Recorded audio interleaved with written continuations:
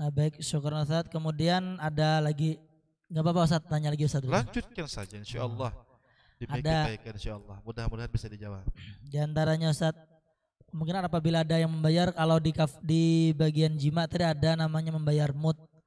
Adakah Ustaz ketika mengkodok, tadi kan ada kata Ustaz ketika ada yang musafir, ada yang sakit, ada ibu hamil. Ya. Adakah Ustaz ketika ibu hamil itu kan ada namanya melebihkan, contohnya ada yang menyusui, ada yang hamil saja, itu ada namanya fidyah Ustaz. Oh betul, Nah, mungkin penjelasan antum mengenai fidyah itu bagaimana Ustaz, supaya anak pribadi dan para pemirsa pencinta channel YouTube Al Kautsar Multimedia lebih mengetahui tentang yang dimaksud fidyah Ustaz. Baik, para pemirsa channel YouTube Al Kautsar Multimedia yang dirahmati Allah Subhanahu wa taala, berkenaan dengan tadi paparan singkat tentang dispensasi atau keringanan orang-orang yang boleh tidak puasa Ramadan, tentunya konsekuensinya ke depannya ada yang wajib membayar qadha, ada juga yang bahkan wajib membayar fidyah. Nah, ulama kita sudah membahas ini dan menyimpulkan beberapa poin penting. Yang pertama, anak kecil yang belum baligh, dia belum wajib puasa dan dia belum wajib untuk mengqadha. Tapi bagi orang tua yang soleh dan solehah, tentunya anak yang belum baligh sekalipun sudah dididik dan diajari tentang puasa, sebagaimana juga dididik untuk wudu, dididik menutup aurat, salat, baca Al-Quran dan lain sebagainya. Kesimpulannya, anak kecil yang belum baligh, dia andai kata tidak puasa, tidak wajib mengqadha dan tidak wajib juga bayar fidyah. Yang kedua, orang yang tidak waras akal sehatnya, orang gila. Gila yang tidak disengaja karena takdir begitu, karena kondisi kesehatan atau bagaimana, karena kehendak Allah, dia tidak wajib mengqadha, tidak wajib bayar fidyah, aman. Bahkan orang gila itu termasuk orang yang diampuni dosanya karena tidak ditulis hukum mukallaf ketika dia gila. Adapun orang gila yang disengaja, orang gila mungkin karena disengaja mabuk, meminum, mengkonsumsi obat atau apa yang terlarang sehingga otaknya hilang, maka dia wajib mengqadha puasanya tapi tidak wajib membayar fidyah. Selanjutnya, orang sakit yang masih ada harapan sembuh, sakitnya tidak terlalu parah, dia punya harapan, dia masih punya semangat nanti akan sembuh, maka ketika dia tidak puasa nanti wajib mengqadha puasanya saja, juga tidak wajib membayar fidyah. Nah, berbeda hal dengan orang sakit yang sudah divonis dokter sakit bapak ibu ini tidak akan sembuh lagi, seperti stroke umumnya Ustaz. Nah, boleh seperti itu, atau sakit parah lainnya, liver, kanker atau semacam itu sejenisnya, penyakit yang sudah sangat kronis, stadium 4 seterusnya, bahkan dokter mungkin sudah memberikan ultimatum, vonis orang ini, keluarga bapak ibu ini hidupnya tidak lama lagi. Nah, kondisi seperti ini dia tidak puasa, boleh tidak puasa, tidak wajib mengqadha tapi langsung diganti dengan fidyah. Setiap hari dia tidak puasa, dia wajib membayarkan 1 mud beras atau makanan pokok 0,8 liter atau 0,7 kg yang diberikan per harinya kepada fakir miskin atau yang berhak menerima zakat. Kemudian ada orang yang mungkin lanjut usia juga, usia sangat tua sehingga tidak mungkin lagi untuk melaksanakan puasa. Kalau puasa kan nanti kesehatan terganggu, maka boleh tidak puasa, tidak wajib qadha, langsung bayar fidyah juga. Sama seperti tadi orang sakit yang tidak ada harapan sembuh, sama. Orang sakit yang enggak sembuh lagi harapannya, orang tua lanjut usia sama-sama boleh tidak puasa, tidak mengqadha tapi bayar fidyah. Selanjutnya ada orang yang bepergian musafir, perjalanan jauh. Kalau dia memang tidak tahan puasa, boleh berbuka, walaupun puasa maksudnya lanjut berpuasa lebih baik baginya. Kalau dia mengambil keringanan tidak puasa, maka wajib mengqadha saja, tidak wajib fidyah. Kemudian ada kondisi yang tidak puasa seperti ibu hamil atau menyusui. Nah, ibu hamil, ibu-ibu yang sedang kondisi hamil atau menyusui, jika dia tidak puasa, alasannya mengkhawatirkan kesehatan dirinya. Kalau aku puasa mungkin nanti aku sangat lemas. Kalau aku puasa mungkin kondisi tubuhku akan biasa sakit segala macam. Itu yang dia khawatirkan, maka dia boleh tidak puasa dan hanya wajib mengqadha. Tapi berbeda dengan ibu hamil, ibu menyusui yang mengkhawatirkan kehamilannya atau anak yang sedang disusuinya. Kalau begini yang dikhawatirkannya, maksudnya dia mengkhawatirkan kandungan atau mengkhawatirkan bayi yang disusuinya, maka ketika dia tidak puasa nanti dia wajib mengqadha sekaligus wajib membayar fidyah.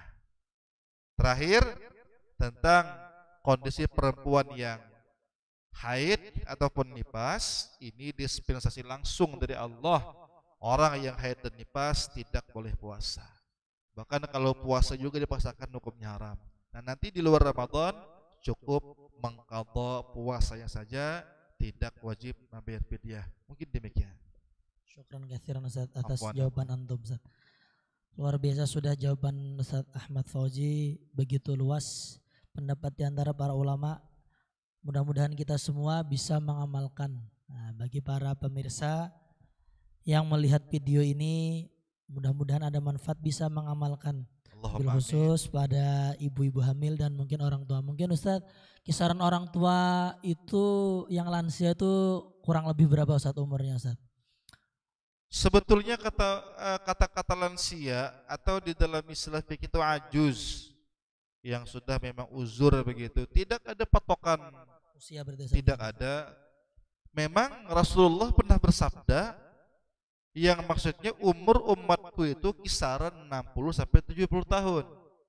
Kita pahami dari hadis ini, berarti orang yang sudah berusia 60 sampai 70 tahun boleh dikatakan tua. Bahkan kita kembalikan ke kalimat bahasa Arab, orang tua itu disebut dengan syekh.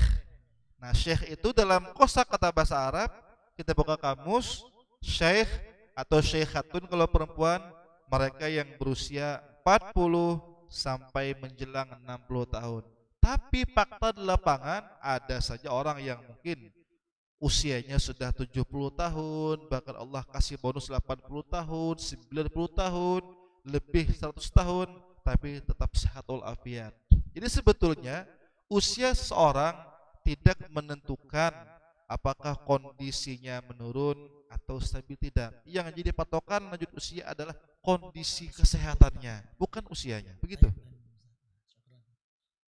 Baik Ustaz, kemudian menanggapi menarik ke pembahasan awal tidak apa-apa Ustaz? Silahkan. Nah, baik, kan di perbincangan kita masalah puasa kan hukumnya wajib Ustaz ya. Betul. Nah, ada kan mungkin ada puasa yang disunahkan Ustaz. Adakah Ustaz hari-hari yang telah ditentukan Rasulullah yang disunahkan puasa Ustaz? Oh betul. Perlu kita ketahui Bapak Ibu, para pemirsa channel YouTube Al-Kausar Multimedia yang berbahagia dan dimuliakan Allah Subhanahu wa taala. Puasa memang hukumnya ada yang wajib, ada yang sunnah. Nah, yang wajib kan sudah kita bahas detail seperti puasa Ramadan atau mungkin yang lain seperti puasa kafarat tadi atau puasa karena dinazarkan. Nah, kemudian tentang puasa yang sunnah dilaksanakan juga ada beberapa macam, sebagaimana sabda Rasulullah atau perkataan para ulama yang menyimpulkan bahwa ada beberapa hari yang dianjurkan berpuasa. Contohnya satu, hari Arafah. Hari Apa Arafah itu? ini tanggal 9 Zulhijjah setiap tahun Hijriah, setiap tanggal 9 Zulhijjah atau hari Arafah itu juga disunnahkan melaksanakan puasa Arafah. Berarti 1 hari sebelum Idul Adha Betul, berarti Ustaz. betul. Sahih. 1 hari sebelum hari raya Korban Idul Adha, yakni hari ke-9 sunnah puasa. Bahkan ulama juga dia mengatakan 2 hari sebelum Idul Adha, tepatnya hari ke-8 Zulhijjah, sebut dengan hari Tarawiyah, juga ulama menganjurkan puasa. Kemudian yang juga sunnah puasa adalah hari ke-10 di bulan Muharram, hari Ashura, hari kemenangan para anbiya terdahulu, para rasul terdahulu. Satu contoh, Nabi Musa diselamatkan Allah dari kejaran tentara Fir'aun hari Ashura. Nabi Ibrahim Allah selamatkan dari pembakaran api yang sangat besar oleh Raja Namrud, juga selamat tidak hangus sedikit pun di hari Ashura dan hari-hari yang lain. Ini alasan kenapa hari Ashura sangat disunahkan. Kesimpulannya hari kemenangan para nabi dan rasul yang terdahulu. Kemudian ada juga hari Tasu'a, hari ke-9 bulan Muharram juga dianjurkan puasa. Kemudian 6 hari di bulan Syawal. Nah, ini kan menjelang akhir Ramadan, nanti setelah 1 Syawal hari Lebaran, maka hari kedua dan sampai akhir Syawal disunnahkan kita puasa sebanyak 6 hari. Kalau kurang dari 6 hari tidak apa-apa, dalam arti kata tidak berdosa, tapi tentu pahalanya tidak sama dengan 6 hari. Jelas hadis Nabi dasarnya adalah yang maksudnya siapa saja man shoma ramadhana wa summa atba'ahu bisittin min Syawal, siapa yang melaksanakan puasa Ramadan 30 hari 1 bulan, kemudian menyambungnya dengan 60 hari di bulan Syawal, seakan-akan dia puasa sebanyak 1 tahun penuh. Kenapa? 1 tahun 360 hari. 1 Ramadan 30 hari. Tambah 6 Syawal, 6 hari Syawal, 36 hari. 1 kebaikan dibalas minimal 10 pahala. Artinya 30 hari Ramadan tambah 6 hari Syawal, 36 hari kita puasa, pahalanya minimal sebanyak 360 hari sebanding dengan jumlah hari dalam setahun. Begitu.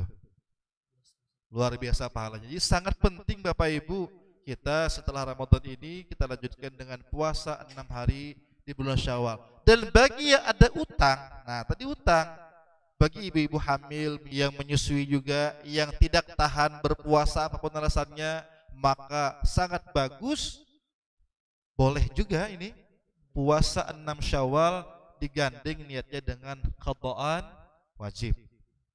Satu kitab kita sebut Kifayatul Ghulam, kitab fikih, membolehkan qadaan puasa Ramadan digandeng niatnya dengan puasa sunat yang lain. Misal 2 Ustaz, betul dapat 2, bahkan dapat 3, 4 kalau memang berbarengan niatnya. Contoh, besok hari Senin Syawal, malam malamnya kita berniat sengaja ku puasa besok hari, mengqadha Ramadan, sekaligus sunnah bulan Syawal, sekaligus sunnah hari Senin atau Kamis. Boleh, dapat 3 pahala karena 3 niatnya. Boleh, sangat boleh. Kerjaannya 1, puasanya sekali sehari, tapi dapat niat 2 bahkan 3 sekaligus. Boleh. Ulama berpendapat ada di antaranya dalam kitab Kifayatul Ghulam. Itu. Kemudian juga ada tambahan hari yang sunnah puasa, tentunya hari Senin dan Kamis.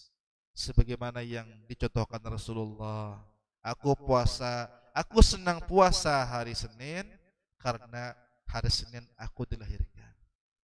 Kemudian juga ada tambahan di dalam kitab seperti tangga ibadah. Disunnahkan puasa juga setiap hari-hari putih, 13, 14 dan 15 setiap bulan. Hari putih maksudnya hari di mana malam harinya itu bulan sedang bersinar terang benderang. bulannya besar, hari putih namanya. Kemudian terakhir sunnah juga puasa di hari-hari hitam.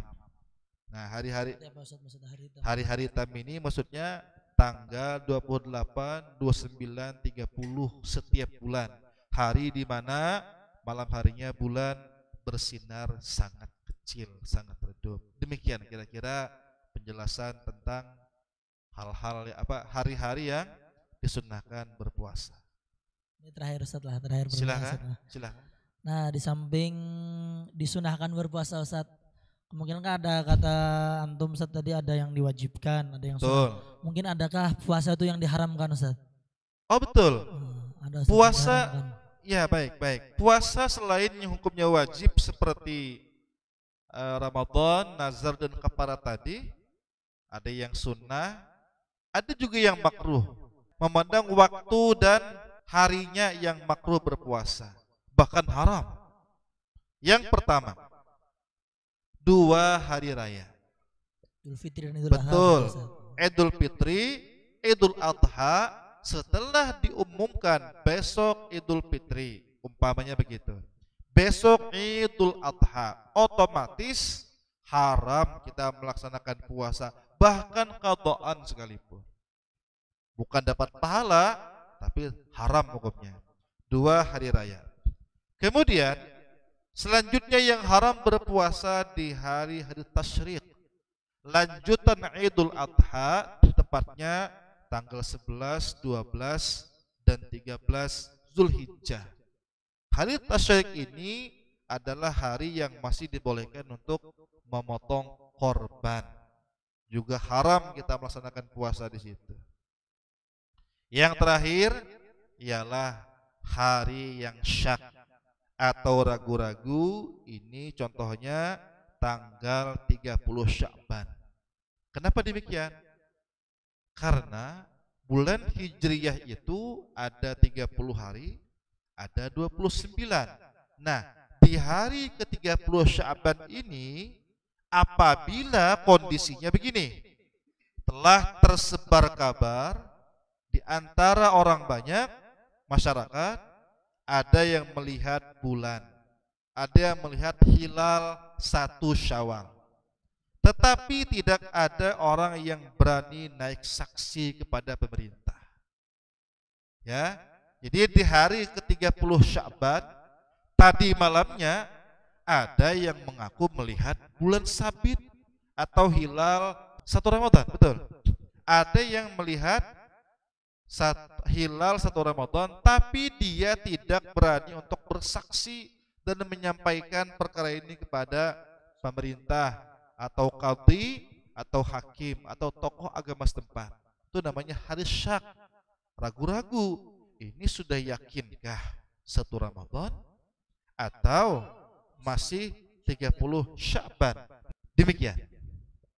Demikianlah acara sesi tanya jawab wabil khusus kepada narasumber kita. Terima kasih Al-Ustadz Ahmad Fauzi, yang mudah-mudahan apa yang disampaikan beliau menjadikan kita semua keberkahan, ilmu yang bermanfaat kita fid dunia wal akhirah.